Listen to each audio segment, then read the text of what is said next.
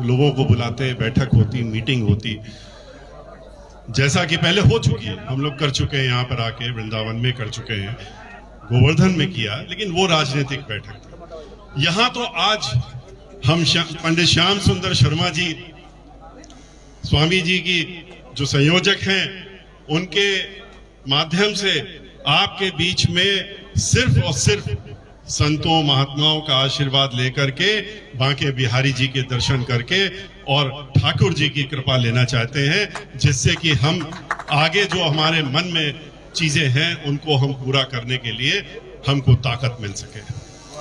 वृंदावन जो है वो ऐसा स्थान है जहां पर कोई, हम ऐसा नहीं है कि 2007 में हमारी सरकार बन गई और हम सरकार में आए तब हम वृंदावन आए। वृंदावन हम बचपन से आते आ रहे हैं, वृंदावन में हम बराबर आते हैं।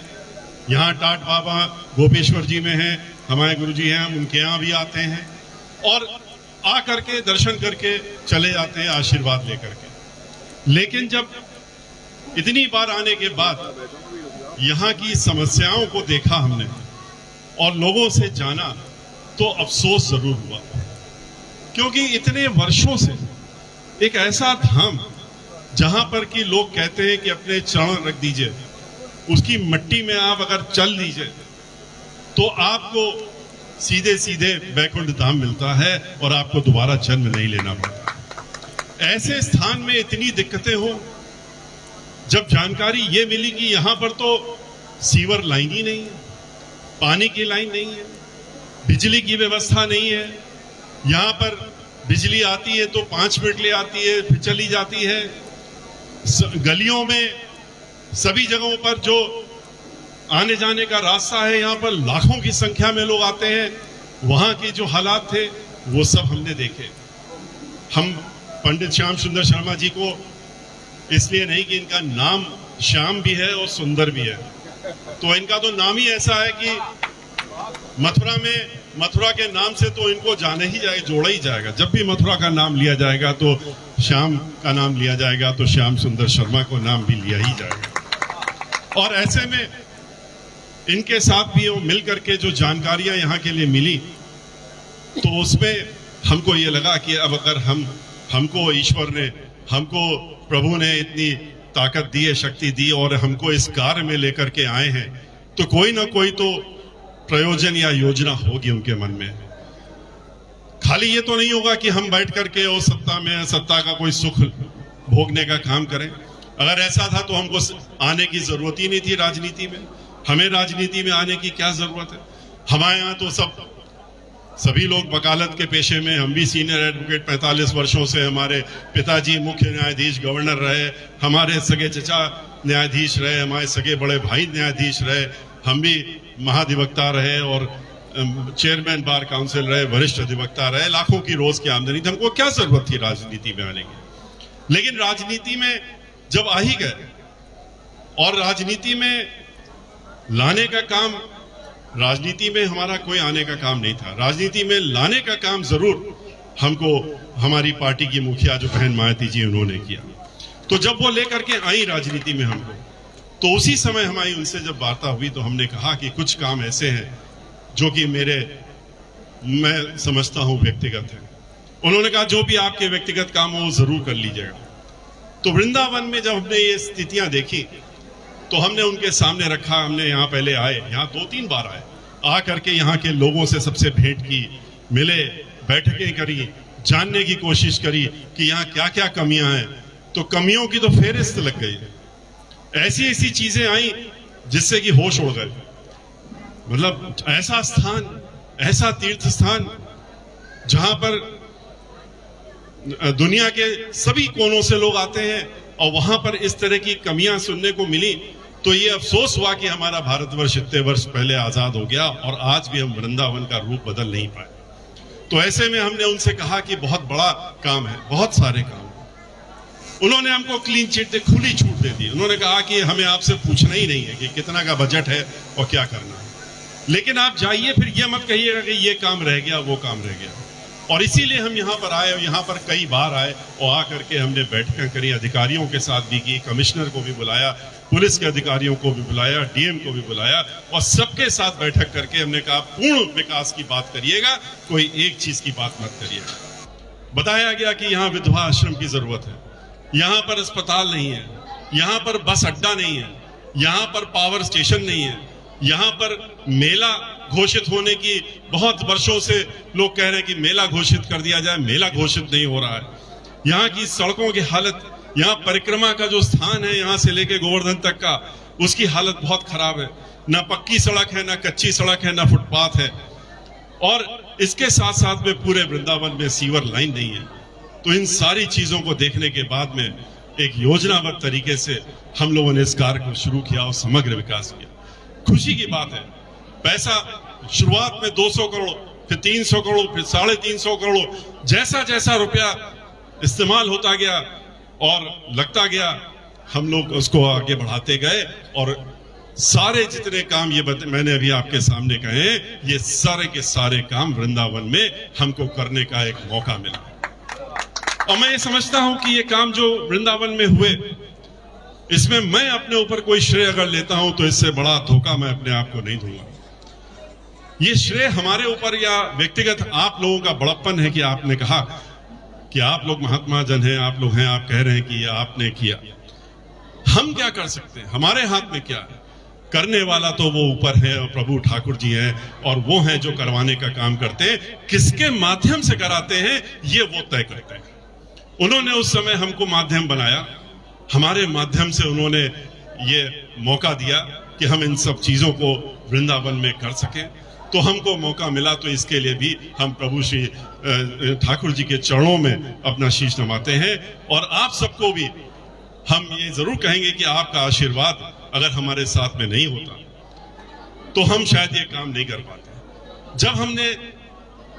जब हम राजनीति में आ ही गए थे, तो राजनीति में आए तो हमसे बहुत से लोगों ने कहा, और हम कई जगह पूरे उत्तर प्रदेश में ब्राह्मण समाज के बीच में गए और जा करके हमने 2005 से 2007 के बीच में उनसे बातचीत की।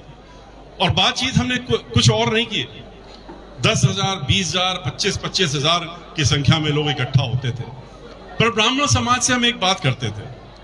हमने कहा कि आप ये बताइए कि हमारा क्या, ब्राह्मण होने के नाते हमारा क्या कर्तव्य है। सबने एक शब्द में कहा कि ब्राह्मण तो दीक्षा देने का काम करता है, भिक्षा लेकर के भी दीक्षा देता है, और ब्राह्मण अपने बारे में नहीं सोचता। ब्राह्मण हमेशा समाज के बारे में सोचता है, सर्व समाज के बारे में सोचता है और कैसे सबका उत्थान हो इसके लिए अपना पूरा जीवन समर्पित कर देता है।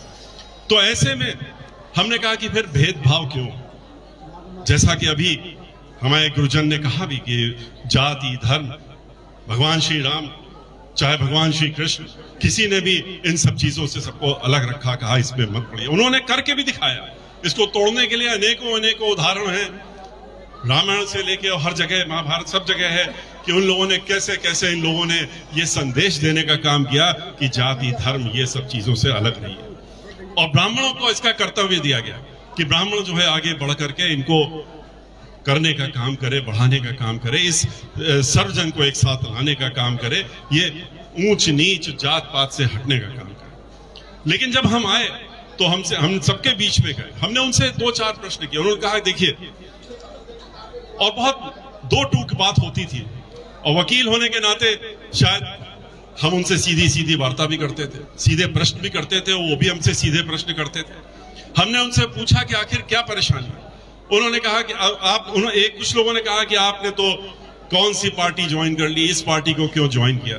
हमने कहा इसका हम मतलब नहीं समझ पा रहे हैं, हम तो हो सकता है राजनीतिक नहीं है इसलिए हम नहीं समझ पा रहे हैं। उनका नहीं, यहाँ पर तो ऊंच नहीं, यहाँ पर तो ब्राह्मणों के खिलाफ बात कही जाती है, यहाँ तो कहा जाता है कि तरह तरह की बात होती है, और मनु की बात करके और मनु के बारे में कहा जाता है कि तो इस तरह की बात की जाती है। तो हमने कहा क्या कहा जाता है ये भी तो जरा बताइए। बोले कि मनु स्मृति में ये कहा गया है 4 वर्ण हैं, उसको लेके विरोध किया जाता है। तो मैंने एक प्रश्न उनसे किया, और आज आज मुझे ये मौका मिला, मैं बहुत दिनों से ये मौका ढूंढ रहा था कि बड़े बड़े संत महात्मा विद्वानों के बीच में भी एक बार ये बात मैं जरूर रखूं, और हो सकता है आप हमको इसका बाद में बता सकें, अभी नहीं तो बाद में बता सकें कि इसके जो हम सोच रहे हैं उसमें क्या गलत है। हमने एक ही चीज उन लोगों से पूछी हर जगह, हमने कहा कि आपने कभी ध्यान से देखा है कि किस चीज का विरोध होता है? विरोध तो सिर्फ इस बात का हो रहा है जहां पर कि एक शरीर को 4 हिस्सों में बांटने की बात की जाती है। कहा जाता है कि मनुस्मृति में यह कहा गया है कि एक हिस्सा जो शरीर है उसमें सर जो है वो ब्राह्मण है और सबसे ऊंचा है, और हाथ जो है क्षत्रिय है, और पेट जो है वो बनिया है और वैश्य है, और पैर जो है शूद्र है, और इसलिए सबसे नीचे है। तो हमने ये पूछा कि ये बता दीजिए हमको, एक 2 सवालों का जवाब दे दीजिए, अगर ये सही है, अगर इसको सही मानते हैं आप लोग, तो हमारे प्रश्नों का जवाब दे दीजिए, हम भी सही मानने लगेंगे। हमने कहा आप कहते हैं कि सर ब्राह्मण है इसलिए सबसे ऊंचा है, और पैर जो है वो शूद्र है, नीचे है, सबसे नीचे इसलिए शूद्र है, और सबसे नीचा है। हमने जिस कुल में हमने जन्म लिया है, जहां पर हमने जन्म लिया है, जन्म से हमको जो सिखाया गया, हमारे अंदर जो संस्कार डाले गए वो यही डाले गए कि आपके सामने कोई भी ऐसा व्यक्ति आता है जो कि आप जिसको सम्मान देना चाहते हैं, तो आप उसके पैर छू करके और उसको माथे में लगाइए। तो अगर हम पैर को छूते हैं जिसको कि आप कहते हैं कि शूद्र सबसे नीचे है, तो उसको तो उठा करके, हम उठा के तो सर पे नहीं रख सकते, हम तो हाथ से छू करके सर में लगा लेते हैं। और दूसरा हमने एक और चीज कही, हमने कहा कि जब हम लोगों को यह भी सिखाया गया कि हमारे बहुत ही सम्मानित गुरुवर हो और लोग हो, माता पिता हो, तो उनके वो अगर आपके पास आते हैं कुछ दिनों बाद, तो आप साष्टांग प्रणाम करिए, प्रभु के सामने भी साष्टांग प्रणाम करिए। और साष्टांग प्रणाम करने का क्या तरीका होता है कि जो सामने व्यक्ति है उसके पैरों पे अपना सर नवा दीजिए, छुआ दीजिए और उससे आशीर्वाद ले लीजिए। तो सर जिसको आप कहते हैं कि ब्राह्मण है वो सबसे ऊंचा है, और पैर जो सबसे नीचा है, तो हम तो इस सर को पैरों में रख देते हैं और तब आशीर्वाद लेते हैं। तो ये ऊंच नीच की बात कहां से आती है? तो अगर वाकई में यही व्यवस्था है, तो इस व्यवस्था का तो हम भी नहीं समझ पा रहे कि ये सही व्यवस्था है। और अगर ये गलत तरीके से बताया गया है, तो उसको हमारा कर्तव्य है कि हमारा ये धर्म है, और हम जहां जन्मे हैं कि हमारा ये कर्तव्य होता है कि हम समाज में जा करके और उनको बताएं कि ये व्यवस्था गलत है। आप लोग सब एक शरीर का एक भी हिस्सा अगर अलग हो जाए, चाहे हाथ हो चाहे पैर हो, तो शरीर बेकार हो जाता है, नश्वर हो जाता है, किसी काम का नहीं रहता। सर को आप अपने साथ ही रखे रह जाएंगे, पूरा सर बेकार हो जाएगा। तो इसको लेकर के हमने कोशिश की कि हम भाईचारा बना लें, आपस में एक दूसरे को मिला लें, और मिला करके प्रभु की आशीर्वाद था हमारे साथ, और इसीलिए उस आशीर्वाद के तहत हम भाईचारा बना सके, समाज में कुछ दूरी कम कर सके, लोगों को मिलाने का काम हुआ। ब्राह्मणों का और दलितों के बीच में उठना बैठना, उनके साथ में मिलाप हुआ, और जिसको कि पूरे देश ने फिर सोशल इंजीनियरिंग का नाम दे दिया।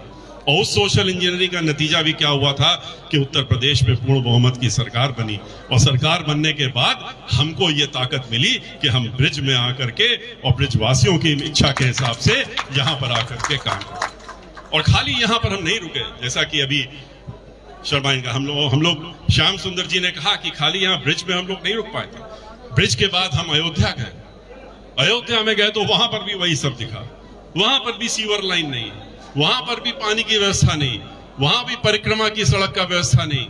आज वृंदावन में यहाँ की सांसद हमको जब मिली तो उन्होंने कहा कि वृंदावन में जो कार्य कर दिया वही कार्य दिख रहा है।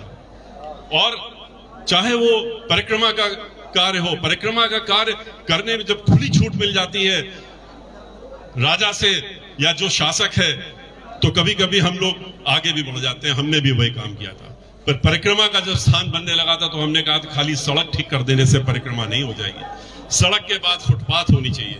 फिर हमसे यहाँ के ब्रिजवासियों का, अगर फुटपाथ के बाद आपने यहाँ की धरती मट्टी को नहीं रखा जिसमें कि लोग पैदल चलते हैं तो बेकार है, तो हमने उसको भी बनाने का काम किया।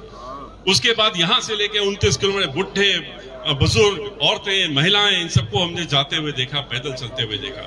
उनके लिए हमने व्यवस्था करी कि जगह जगह पर उनके बैठने का इंतजाम हो, पानी पीने का इंतजाम हो, तब तो आप समग्र विकास कर सकते हैं। आप उस तरीके से सोच सकते हैं जिस तरह से आपकी मंशा है कि हम यहाँ पर जो काम कर रहे हैं किसके लिए कर रहे हैं, जिनके लिए कर रहे हैं उनको अगर हम ध्यान में रख के करेंगे तभी उस कार्य को हम कर सकते हैं। तो उसी तरीके से यहाँ करने के बाद हम लोग अयोध्या गए। अयोध्या में हमने वहां की परिक्रमा का स्थान किया, सरयू नदी का घाट ठीक किया, वहां पर हमने जो सीवर ट्रीटमेंट प्लांट बनाया, सीवर पूरे अयोध्या में लगवाने का काम किया। वहां से वाराणसी गए, वाराणसी में जितने 80 घाट हैं उन सबको एक तरफ से ठीक कराने का काम किया।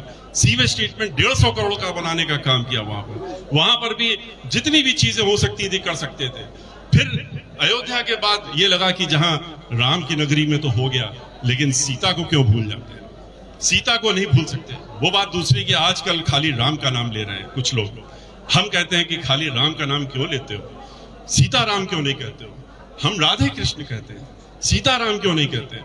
लेकिन कुछ हैं जो लोग खाली राम का नाम लेते हैं और राम को अकेला कर देते हैं। सीता से अलग करते ही राम अकेले हो जाते हैं। लेकिन हम तो फिर बिठूर गए। बिठूर में जहां सीता मां रही थी वहां जाकर के, वाल्मीकि आश्रम में जाकर के जहां लव कुश रहे वहां पर जाकर के हमने समग्र विकास किया। 150 करोड़ रुपए वहां खर्च करके उसका भी समग्र विकास करने का। आज हमें आपके बीच में आने का मौका मिला। मैं अपने को धन्य मानता हूं कि आज आपके बीच में आकर के और हमको आप सबका इतने बड़े गुरुगण, हम आपके आगे तुच्छ मान, हम कुछ नहीं आपके आगे हैं। आप लोग जो हैं, आप रोजाना यहाँ पर लोगों को आप प्रवचन भी करते हैं, लोगों को बताते हैं, आप लोगों का अगला जीवन सुधारने का काम भी करते हैं। हम लोग तो इस जीवन में भटके रहते हैं, फिर आप लोगों के बीच में जब आते हैं तो आप लोग थोड़ा सा सही रास्ता हम लोगों को दिखा देते हैं और हम लोग फिर आगे बढ़ने लगते हैं। आपका आशीर्वाद अगर रहेगा, आपका आशीर्वाद हमारे साथ रहेगा और मुझे फिर से ताकत मिलेगी और प्रभु का आशीर्वाद रहा, ठाकुर जी का आशीर्वाद रहा, राधे कृष्ण का आशीर्वाद रहा, भगवान श्री राम का आशीर्वाद रहा, तो मैं आपसे कह सकता हूं। और आपने जो बहुत थोड़ी सी चीजें कही, आपने कहा कि एक साधुओं का, संतों का एक वो बन जाना चाहिए, आयोग बन जाना चाहिए और ये हो जाना चाहिए। ये सब तो बहुत ही ऐसी चीजें हैं जिसमें कि कोई आगे दिक्कत होनी ही नहीं चाहिए। लेकिन इसके आगे भी बहुत सी चीजें हैं, बहुत सी चीजें हैं।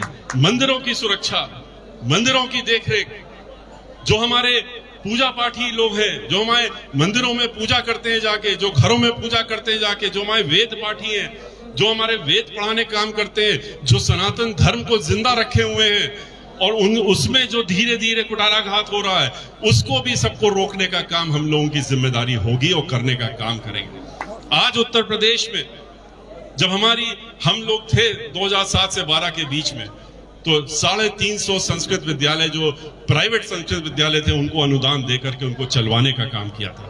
आज तो जो सरकारी संस्कृत विद्यालय हैं, 1500 संस्कृत विद्यालयों में से घट करके और 700 रह गए।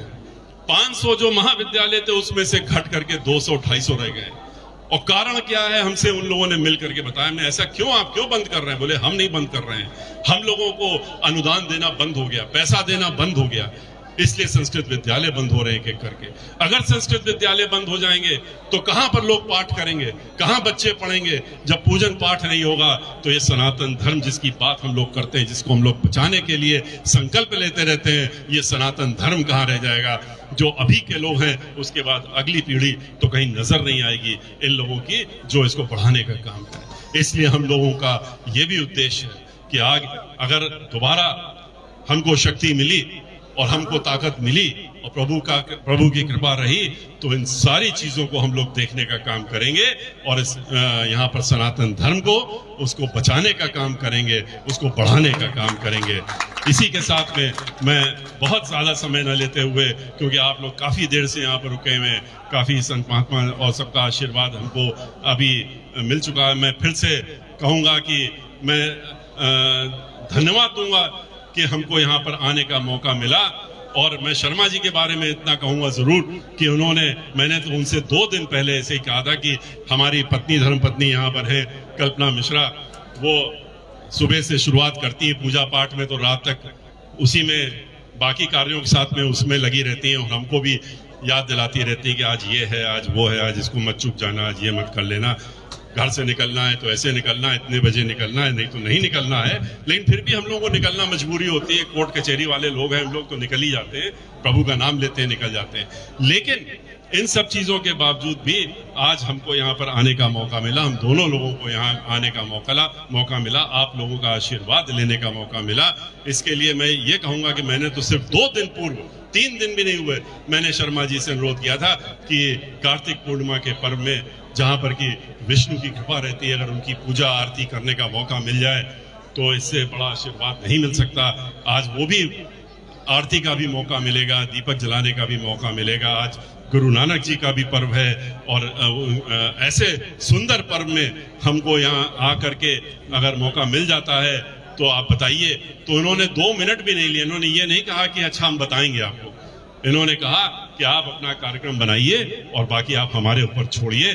और मैं देख रहा हूं कि इन्होंने जिस तरह से कार्यक्रम कराया है, मैं इसलिए इनका बहुत ही कोटि कोटि धन्यवाद देता हूं, शर्मा जी को खास तौर से इस बात के लिए।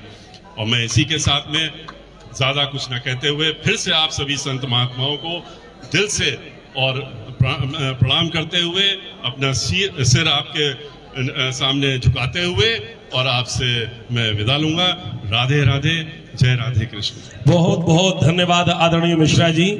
और आज हमें मालूम पड़ी कि आपके अभ्युदय के पीछे कल्पना मिश्रा जी की पूजा का फल चल रहे हुए। और रही बात श्याम जी की, तो श्याम भैया जी के संबंध में तो आदरणीय मिश्रा जी एक बात कह दे, द्वापर तेई या नाम को आपने कही 2 दिन पहले या को गिरिराज उठाए की आदत ऐसी पड़ी भैया कि ब्रजवासी की लकड़ियां लगे और या की उंगरिया लगे तो गिरिराज उठे। ये हमारे श्री श्याम जी की विशेषता है। और अब यहाँ पे जितने भी संत महापुरुष विराजमान हैं, आदरणीय मिश्रा जी के मन में ये विचार हो कि मैं वृंदावन में जाए के संत महात्मा विद्वान जो ब्रज के महाभाग हैं उनको मैं सम्मान करूं, तो आप 100 उड़ाहे के सम्मान करेंगे आदरणीय श्री सतीश चंद्र जी मिश्रा, श्री बाल योगेश्वरानंद जी महाराज के लिए। महाराज घूम जाओ। ये इनने जो आयोग की बात करी ना, सबन को योग करवे वाले यही है, जब तक योग नहीं हो तब तक आयोग कहते हुए वो।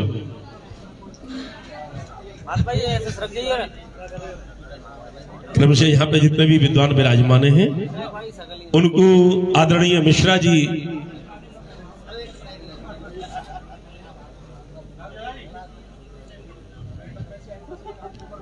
महंत जी, महाराज जी भी एक बार ऊपर बुला ले तो अच्छे रहेगा। ये सब पत्रकार लोग देख रहे तो उधर पीछे जाएंगे, आ जाए। श्री राधा प्रसाद देव जी महाराज, श्री हरदास पीठाधीश्वर, कृपया आगे आ जाए तो अच्छा रहेगा। कृपया रास्ता दे दे। मोहिनी बिहारी शरण जी उनको लेके आ, मैं कृपया। ऐसे घूम जाओ। अरे ऐसे ऐसे महाराज महाराज।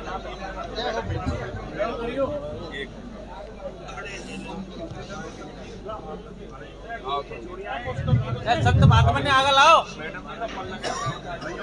गुरु पुरुषोत्तम जी महाराज बैठे भाई, उनकी दाई सम्मान है। देखो कोई चिंता नहीं है, तुम आ जाओ, रुको।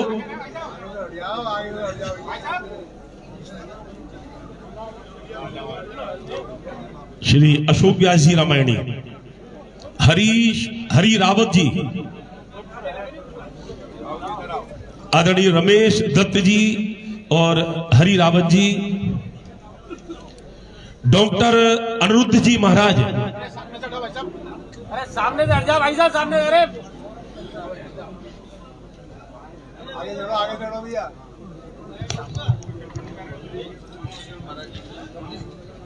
श्री महिमा जी स्टेज पे आ जाएं। टूंडला से आई हैं बहन जो हमारी महिमा जी हैं। सामने बैठो, सामने से। आप आचार्य बद्रीश जी, आचार्य बद्रीश जी, आप जल्दी से आइए। हाँ बद्रीश जी, हाँ सम्मान करवाओ।